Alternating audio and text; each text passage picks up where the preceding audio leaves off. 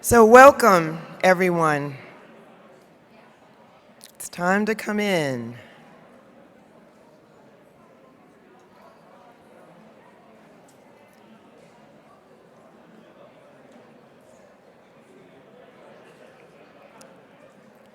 I'm going to give you about 30 seconds to come in and have your seats so that we can get started.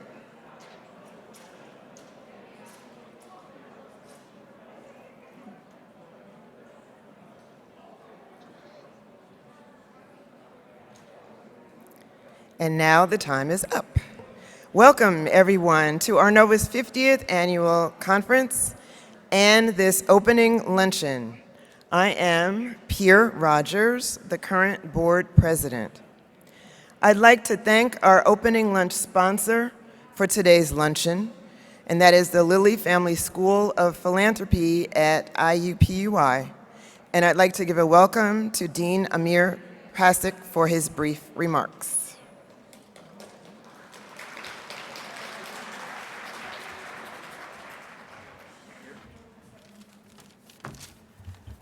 Thank you, Pierre, and first of all, I want to thank Arnova's board and the wonderful staff for making our gathering in person and hybrid possible, and everything seems to be working seamlessly, so please give them a round of applause. Thank you, Arnova. I bring you greetings from the Lilly Family School of Philanthropy and our two sister schools, the O'Neill Schools of Public and Environmental Affairs in Bloomington and IUP and Indianapolis, and I'm just going to share a little bit of information about hiring and convening at the school.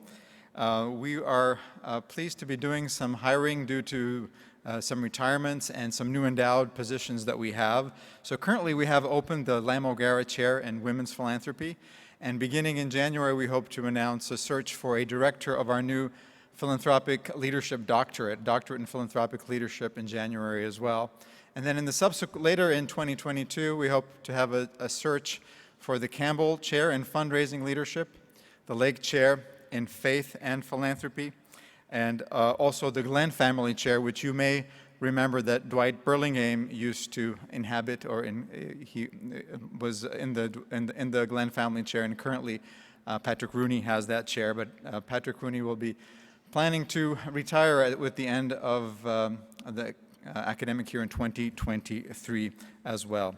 So I also want to mention that there is a presidential initiative. We have a new president at Indiana University who has devoted $30 million to an effort to diversify our faculty. So we would hope that one of these, or at least one of these positions, would be able to take advantage of this diversity initiative. So if you are interested in continuing the interesting transdisciplinary journey that we have begun at the Lilly Family School of Philanthropy, please see me or let me know if you have any ideas of folks who you think would like to join us. I would also like to invite you to join some of the convenings that we have. Every Tuesday at noon, our faculty has started the philanthropy research workshop, so we have this really compact 1-hour research presentation and discussion every Tuesday on Zoom, so if you'd like to join us. We also have the Science of Philanthropy Initiative, which is usually a conference, which will happen again in Indianapolis in September, which brings together experimentalists from a variety of fields who look at philanthropic outcomes. We are having a monthly webinar, so please join us if you're interested in experiments in philanthropy. The next one is on December 4th on social image and giving. That will be led by Luigi Butera from the Copenhagen Business School.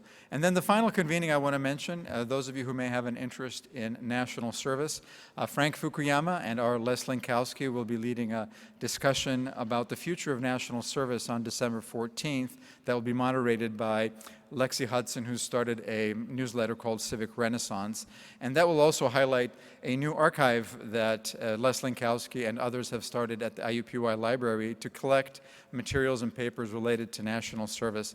And so this will be a discussion about national service, but also an opportunity to highlight a new archive that will create some programs around it focused on national service.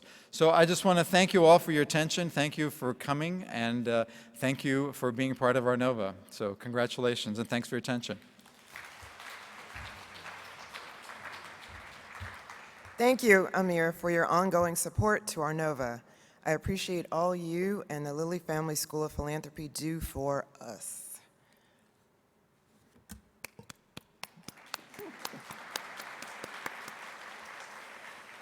I would like to remind all of the more seasoned Arnovans present to keep an eye out for those who are new to our Arnova family, who have bright blue ribbons on their badges indicating they are first-time attendees. And please give them a warm welcome throughout the conference, because we always want to make sure that the new folks feel welcome. It is now my pleasure to turn to Arnova's Distinguished Achievement in Leadership and Nonprofit and Voluntary Research Award. First, I'd like to thank those who joined me on the committee this year, and they are Alnur Ibrahim, Roseanne Mirabella, Ramya Ramanath, and Monica Hudson. We certainly had our work cut out for us, given the outstanding candidates we had to choose from. The Distinguished Achievement in Leadership in Nonprofit and Voluntary Action Award Committee has selected 2 recipients for this year's award. First, honorable mention was awarded to Jack Quarter, who passed away in 2019. Dr. Quarter made extraordinary contributions to the field of nonprofit and voluntary action, perhaps distinguishing himself best as the leading authority on the social economy in Canada, with 17 published books, several of which were nominated for national and international awards, over 80 published articles, and 32 book chapters. Based on his exceptional career as a scholar, leader, and teacher, the committee has decided to honor Jack Quarter's memory by giving honorable mention for the 2021 Distinguished Achievement and Leadership in Nonprofit and Voluntary Action Award to be awarded posthumously. We will now share a brief tribute about Jack from Dr. Famida Handy. I'm honored to be asked to give tribute to my friend and colleague, Dr. Jack Quarter. He died recently in February 2019 at the age of 77. I had briefly crossed paths at a conference as I was finishing up my PhD in 1995. I knew of him as a respected, prolific, and admired academic from the University of Toronto, rather a big shot. Then one day, in 1996, I received an email, and then I really got to know him. The email was regarding one of his students who had just defended her PhD, and he wrote to me if I knew of any positions at my university where she could qualify for a job. As her supervisor, he had sent out tens of emails to his academic contacts, searching for a job to place his recent PhD graduate. You can see that speaks volumes. At least it spoke volumes to me. Jack Quarter, over the years, became a beloved friend, colleague, and mentor. He will always be remembered for his kindness, thoughtfulness, and sense of humor, as well as his integrity and dedication to his academic pursuits, to his students and his colleagues. In his own words, he said, "I've been blessed by the students who have found me. They've greatly enriched my life." A professor at the University of Toronto for 47 years, Jack was loved and beloved by legions of graduate students. At last count, I think I know he supervised over 50 PhD students.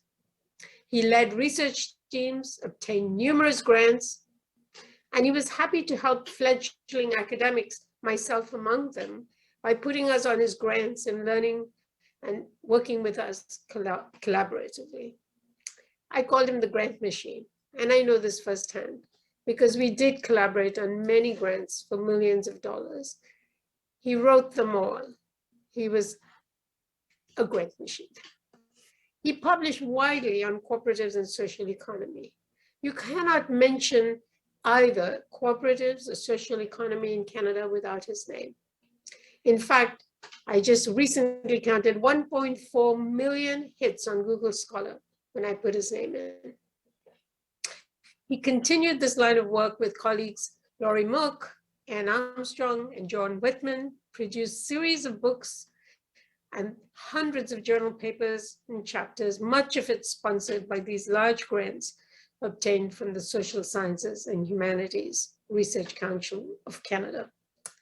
He was also the president and founder of the Canadian Association for Nonprofit and Social Economy Research. This was the first of its kind, getting Canadian scholars interested in nonprofits together. And he was also a founding member of the Ontario Institute of Studies in Education's Social Economy Center. He really put the nonprofit sector, both through his students, his work, as well as the social economy sector, on the map in Canada. He's certainly, I would say, the founder of the studies of nonprofits in Canada. He was also a passionate and determined advocate for social justice. He walked the talk. His early works were on kibbutz, on unions, on cooperatives, because he believed the world could be a better place if people didn't simply ascribe to the competitive market economy. Writing was one of Jack's passions. And besides his prolific academic writing, what people don't know is Jack dabbled in fiction. He wrote a radio play that was broadcast on BBC, and he authored a novel. But this is the full, comprehensive picture of a man I've come to respect and love. It was with great sadness when we found out that he had been diagnosed with terminal cancer. And when I wrote to him, he said, I have very little regrets. I have lived a full life and I am content. Thank you for letting me give this tribute to a wonderful colleague and mentor. Thank you very much, Famita.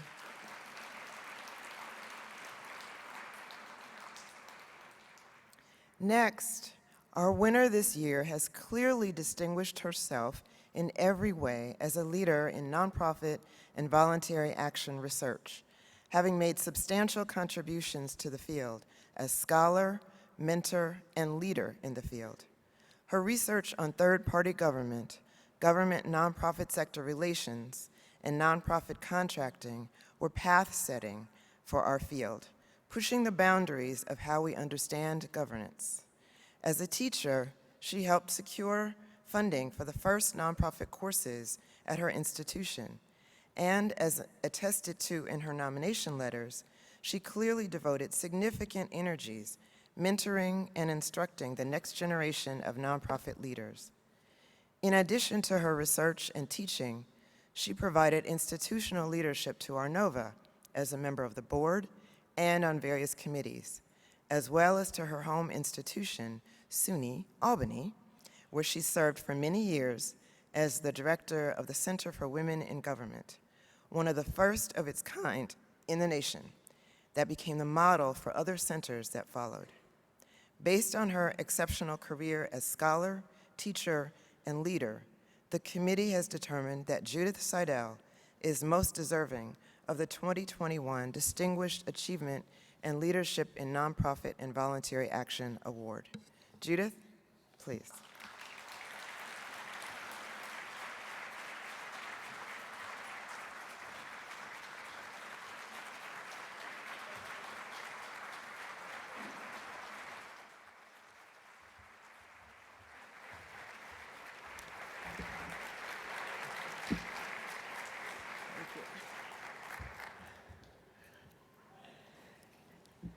Thank you, Pierre, for the generous introduction and warm welcome.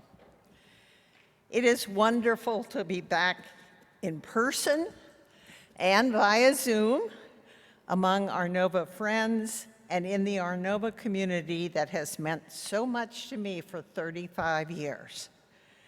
I am deeply honored to receive this most meaningful award, previously conferred on individuals most of whom I count as personal friends, and all of whom I revere as giants in our field.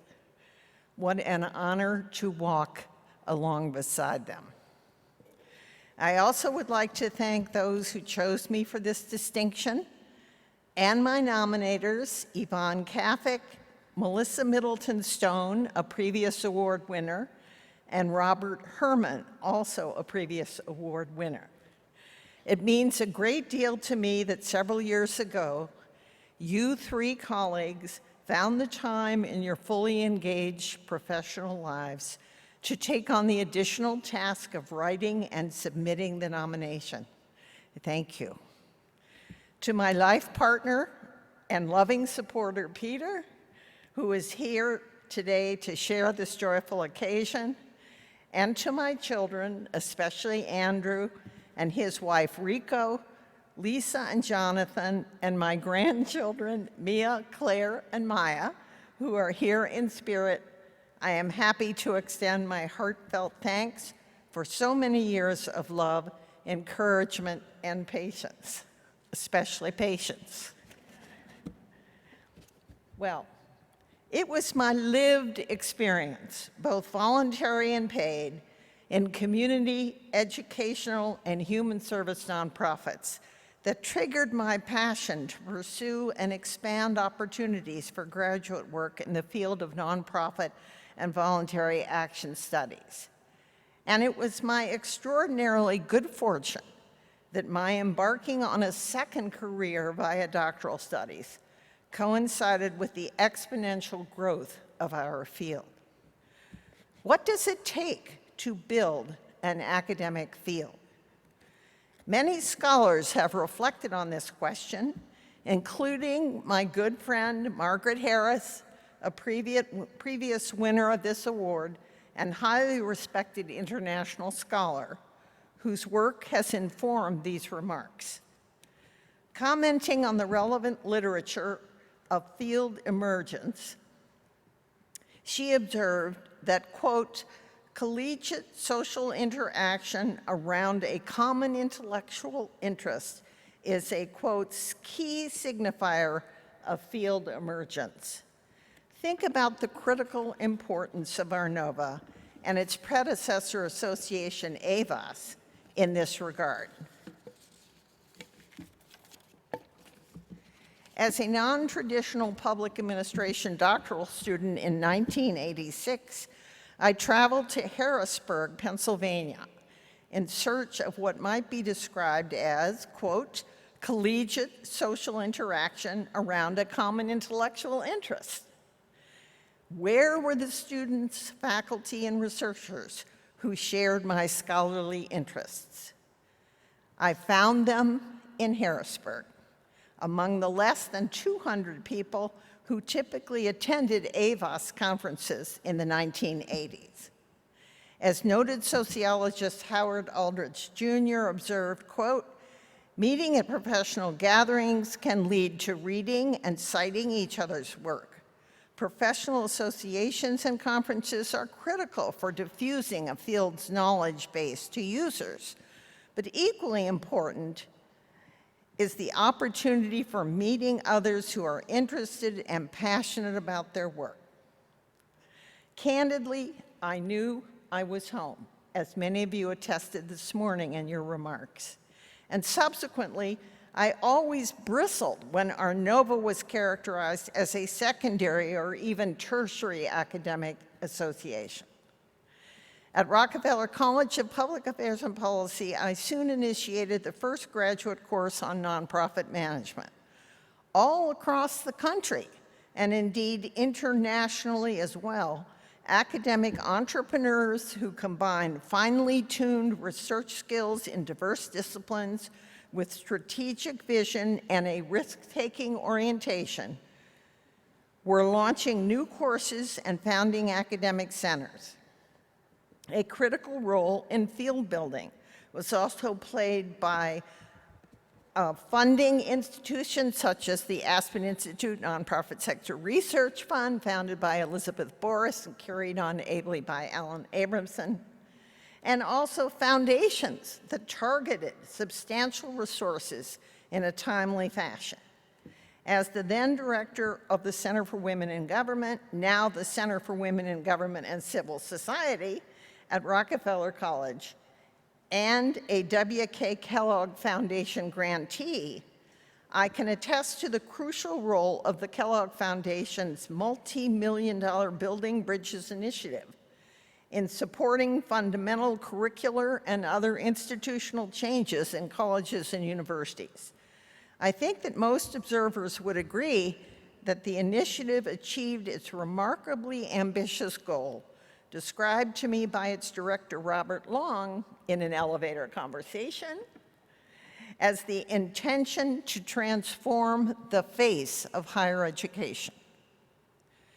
The field builders at university-based centers and in various academic departments also fulfilled a critical mentorship function. They encouraged and guided emerging scholars and reflective nonprofit practitioners.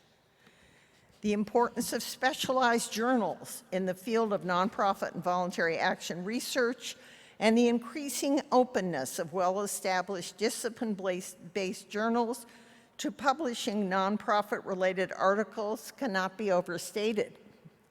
Publication in peer-reviewed journals is widely recognized as crucial for tenure-track professors.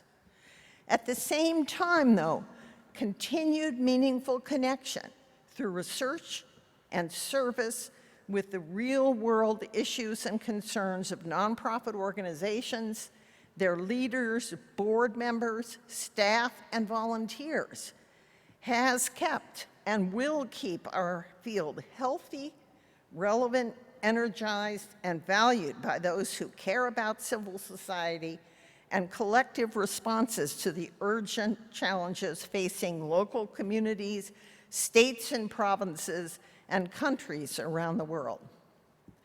Finally, on this occasion of Arnova's 50th anniversary, it is a special pleasure to acknowledge the crucial importance of doctoral students in the pipeline, many of those of you who are here at this conference. Also, recent PhD graduates who wrote nonprofit-related dissertations and are now in the academy, and young tenured faculty members who are broadening and deepening the institutional foundation of our field. You are making substantial contributions to the long-term health and sustainability of Arnova, ISTAR, and other professional associations around the globe, to field journals through editorships and peer-reviewed published articles, and to the world of practice.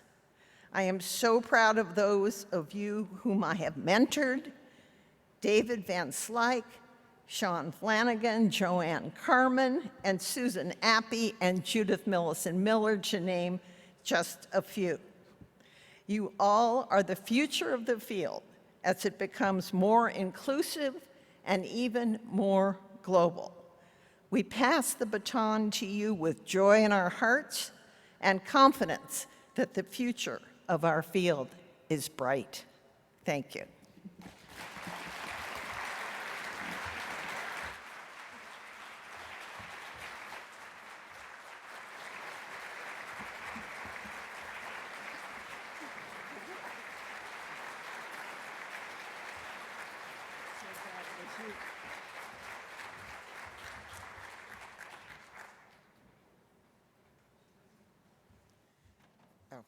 Forgot this. So thank you, Judith, and congratulations, most definitely. So before we dismiss for lunch, I have a few reminders. The membership meeting is tomorrow morning at 7:30 a.m. Remember that, folks, crack of dawn. All are encouraged to attend. We will serve a light continental breakfast, and we'll have tables designated for those who wish to eat at their tables. We also have invited nonprofit practitioners from the greater Atlanta region to a Pracademics reception this afternoon, starting at 4 and going to about 5:30. This is a great opportunity to connect with practitioners, to both share and to learn. Please come join us for this networking and building potential partnerships session. Do make sure that you share your memories and photos with us using the hashtags Arnova21 or Arnova50th, and celebrate with us with a 50th anniversary t-shirt of your own. Khaldun already mentioned that this morning, so please take advantage. Box lunches will be available for everyone outside the hall. If you had a special meal request, please be sure to show it to the staff and they will assist you. You're welcome to come back inside to eat your lunch, or you may take it with you somewhere you are more comfortable. So we're doing everything we can to make sure that folks feel at ease. The next set of concurrent sessions will begin promptly at 2 o'clock this afternoon. So enjoy, and we'll see you later. Thanks.